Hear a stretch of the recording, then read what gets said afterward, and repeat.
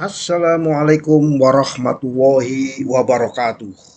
Kawan-kawanku para Marine Superintendent yang saya banggakan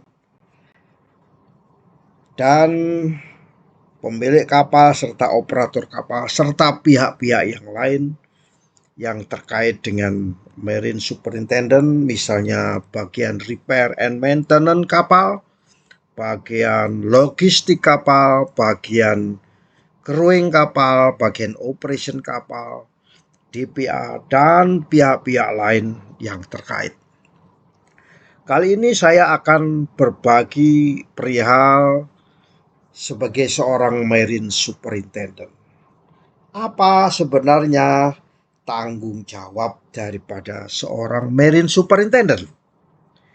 Tanggung jawab sebagai seorang Marine Superintendent kita ketahui bersama adalah tidak hanya sekedar mengawasi suatu operasi kapal.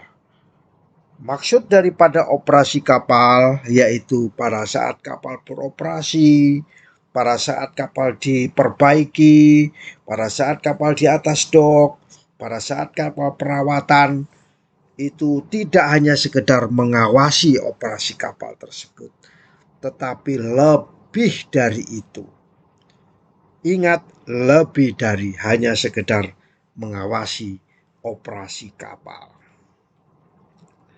Marine Superintendent adalah suatu figur di dalam suatu perusahaan pelayaran sebagai seorang yang terdepan, frontliner atau garda terdepan, ya. Garda terdepan. Untuk apa? Untuk memastikan beberapa hal, ya. Kenapa tidak hanya sekedar mengawasi? Karena memastikan beberapa hal. Apa itu? Bahwa kapal yang di bawah pengawasan Anda sebagai seorang Marine Superintendent harus dapat beroperasi secara efisien maksimum, ya. Efisiensi yang maksimum. Kalau dikerjakan oleh kualitas yang maksimum, oleh petugas yang maksimum, kontraktor yang maksimum, efisiensi tinggi, ya, kualitasnya tinggi, kosnya rendah, serendah-rendahnya, diupayakan serendah-rendahnya, ditawar serendah-rendahnya, maksudnya efisiensi maksimum, dan dikerjakan secepat mungkin, secepat-cepatnya, ya, karena kapal perawatan, perbaikan, dan pengedokan harus dalam waktu yang cepat. Berikutnya apa? Yaitu keamanan yang tinggi. Kapal yang kita awasi harus mempunyai keselamatan, tingkat keselamatan yang tinggi, tingkat keamanan yang tinggi. Itulah makna daripada superintendent.